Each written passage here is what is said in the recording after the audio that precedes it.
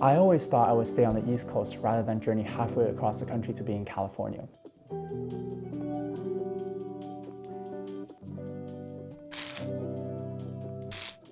You know, I didn't even want to be here. My high school girlfriend and I spent every chance we could fighting about which school to go to.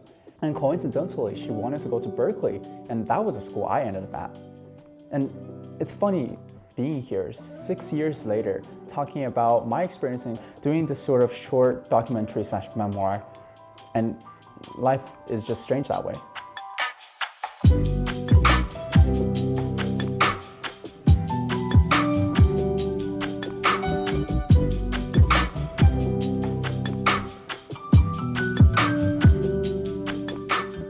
I still remember coming to Berkeley for Council back in summer 2014.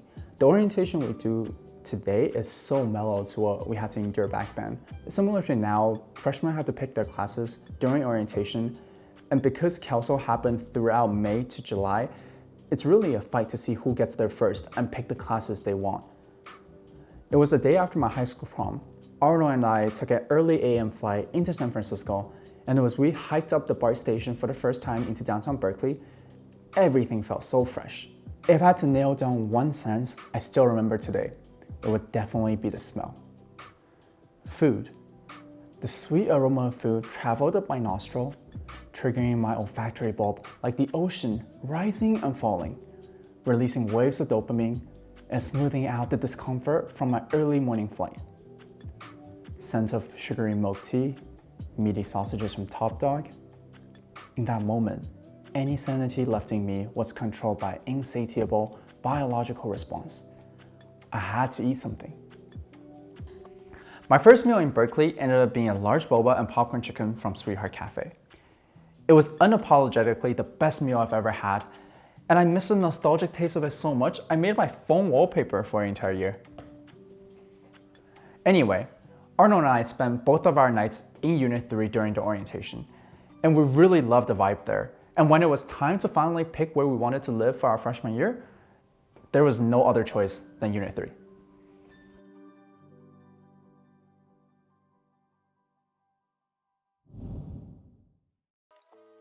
There are so many fragments of memory in that little room for the three of us. The first night we moved in, we experienced our California earthquake. Every night we would eat together in the dining hall, and Eric had an 8:30 p.m. alarm set where we would drop everything we were doing and visit Shanky for bakery, pastries, goods at 50% off. When the real midnight munchie strikes, we will all visit dining halls at 2 a.m. for a quick meal. The usual choices are tater tots, garlic fries, and chicken wings. But in my opinion, the only thing worthwhile spending meal points on is the steak meal. Back in fall/winter 2014, there was an observable solar eclipse, and a lot of my friends went to watch it from a high altitude, but we didn't have any of that luxury and decided to watch from our dorm window. We didn't have any sort of equipment or protection either, so we decided to use the cheapest sunglasses we could find. And if you look closely enough, they all are made of the same cheap plastic material, but in different colors. For some reason that year, the best way to recruit people with swag is by making sunglasses, and that's how we end up with so many pairs. But you know, they serve their purpose. With my eyewear extruding out my face like this, we actually got to see a really good view of the solar eclipse.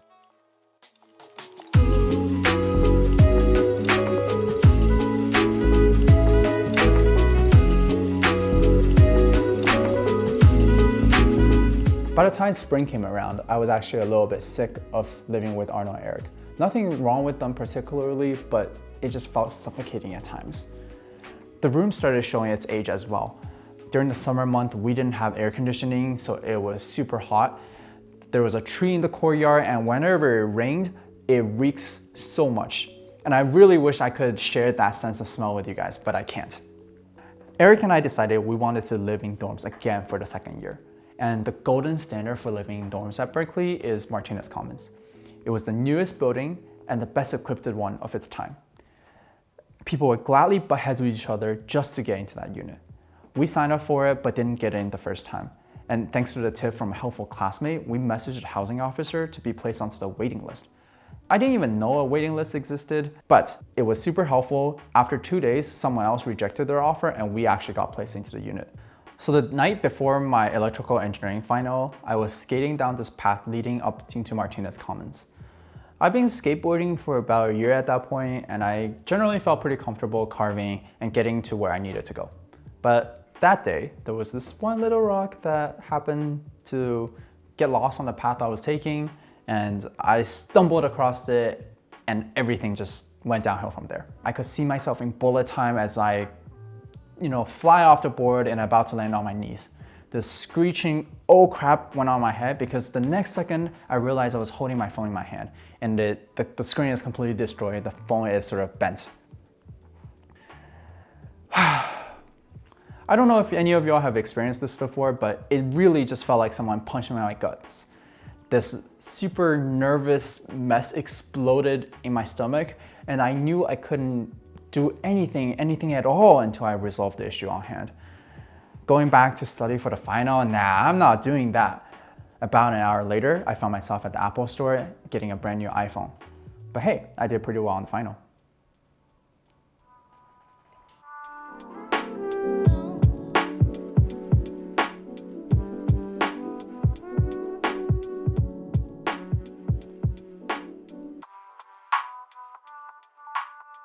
Remember Sweetheart Cafe, the place I had my first meal in Berkeley? Funnily enough, I lived there for the last 2 years. 4 people resided in this 2-bedroom, 1-bathroom, 1-closet apartment. Timmy, Kata, Arno, and I. We lovingly refer to it as Dan Castle because the hallway is always grungy for some reason and the carpet seems to be wet 24/7. Arno and I lived in one room together, Kata lived in the other one, and Timmy, he lived in the walk-in closet and had to literally come out of the closet every single morning. Dan Castle was not just for the 4 of us though.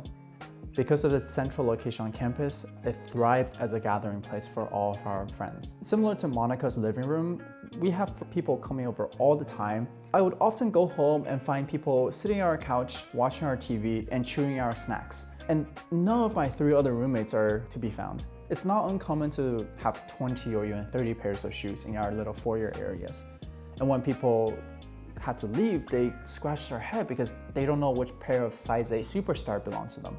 On Fridays, we do scary movie night premieres with people packed on all 3 of our couches.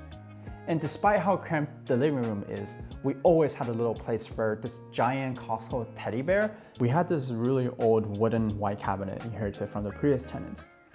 It was scratched, the paint was chipping, and nobody really knew what to do with it.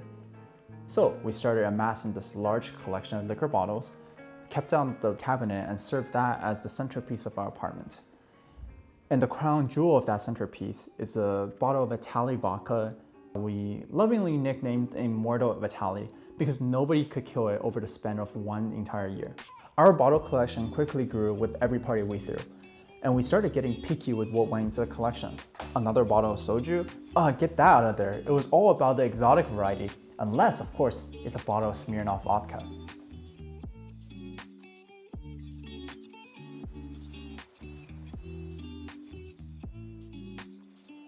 You know, there's something magical about half-part hair and liquor bottles. It's one of our favorite photos.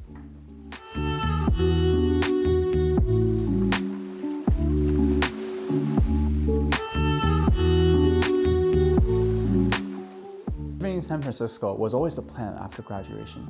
And maybe I over-romanticized the appeal of city dwelling. But take me back and I would do it again every single time.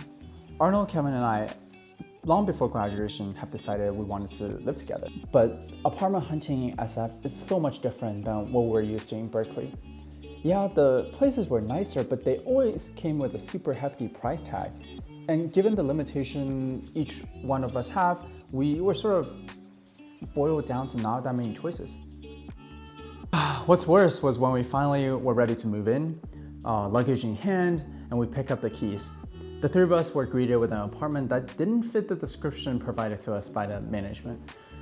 The units was different, the dimensions were off. It was a total disaster. That day we walked out, we told them we didn't want to live there. The 3 of us didn't have anywhere to live for the night. Fortunately, we were able to find an okay place in the end, and that's where we settled for the next year.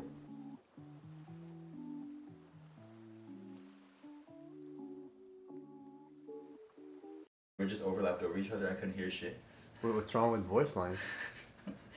Is this like an 804 documentary?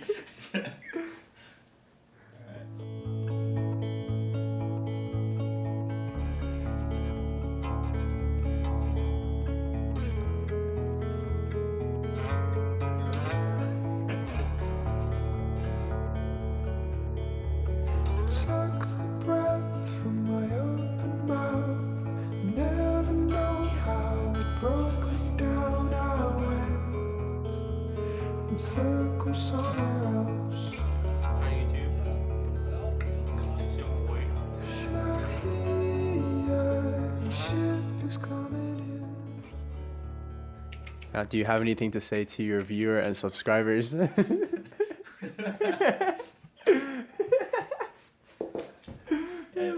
you can find me on Patreon. Pay me. I don't know, man. Subscribe to PewDiePie.